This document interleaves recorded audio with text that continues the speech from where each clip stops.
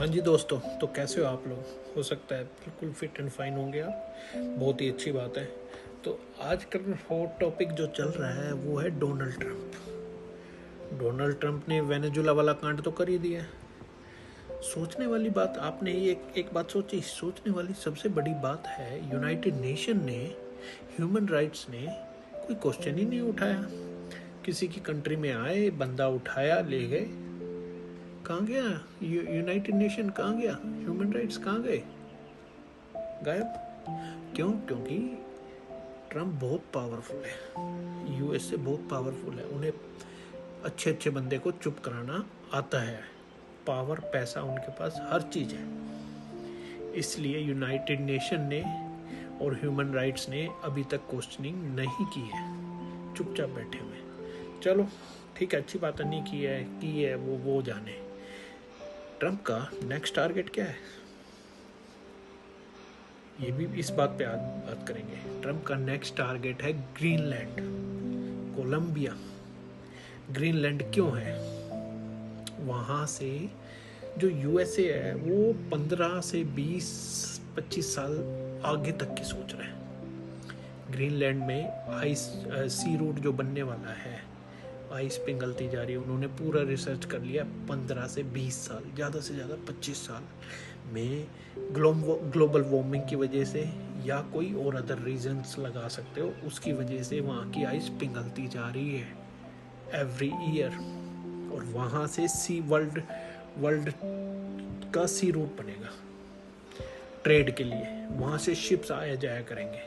वहाँ पे ट्रम्प साहब की कंपनी बैठेगी, बैठ के वसूली की जाएगी। जैसे टोल टैक्स वसूलते हैं ना रोड पे इधर से उधर जाने का, ऐसे ही वहाँ पे टैरिफ लगाया जाएगा और चीज़ें लगाई जाएंगी, टोल टैक्स लगाया जाएगा इधर से उधर। वहाँ से भी पैसा कमाया जाएगा और वो एक शॉर्टकट बनेगा।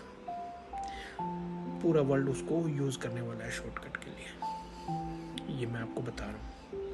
तो इसलिए ग्रीनलैंड के ऊपर पूरी नज़र है। और ग्रीनलैंड में और चीज़ें भी हैं, और चीज़ें, मिनरल्स हैं बहुत सारे वहाँ पे। गोल्ड, सिल्वर, जिंक, ऑयल तो है ही है। इन सब पे भी कब्जा करना है। अपनी $38 ट्रिलियन की डेट को भी तो क्लियर करना है ना। अभी जो फिलहाल थोड़े टाइम पहले, 2-3-4 महीने पहले जो टैरिफ्स लगाए थे, उसका जो यूएस को प्रॉफिट आया है ना, वो सारा का सारा पैकेज के थ्रू अपने सिटीजन्स में डिस्ट्रीब्यूट किया जा रहा है। इतना ख्याल रख रहा है वो अपने सिटीजन्स का। उसके सिटीजन्स मानो ना मानो अंदर से उससे खुश हैं। अगर आप यूएस सिटीजन से बात करोगे ना, तो वो ट्रम्प जो काम कर रहा है, प्रेसिडेंट जो काम कर रहा है, उससे वो लोग खुश हैं। क्योंकि वो कंट्री के फेवर में काम कर रहा है, कंट्री की हेल्प कर रहा है। इसलिए उससे सीख लेनी चाहिए। पूरे वर्ल्ड के प्रेसिडेंटों को, प्राइम मिनिस्टरों को सीख लेनी चाहिए कि भाई कोई पैसा हम टैक्स से कमाते हैं, प्रॉफिट लेते हैं इधर से, वो अपनी पब्लिक में बांटना बहुत ज़्यादा ज़रूरी है, अपनी पब्लिक को खुश रखने के लिए। $38 ट्रिलियन की डेट को भी वो क्लियर कर ही देगा जैसे कैसे करके। और सेम की सेम प्रोसेस कोलंबिया वाला है। कोलंबिया में भी सेम मिनरल्स वाली खदान है, और खदानों पे वहाँ कब्जा करेगा वो। ऑयल पे कब्जा करेगा, मिनरल्स पे कब्जा करेगा, सारी चीज़ों पे कब्जा करेगा। अभी तो 2026 में बहुत कुछ होने वाला है। फाइनेंशियल सिस्टम रीसेट होने वाला है। Bitcoin, gold, silver, properties, AI bubbles, AI, बहुत कुछ होने वाला है। अभी तो 2026 की शुरुआत हुई है।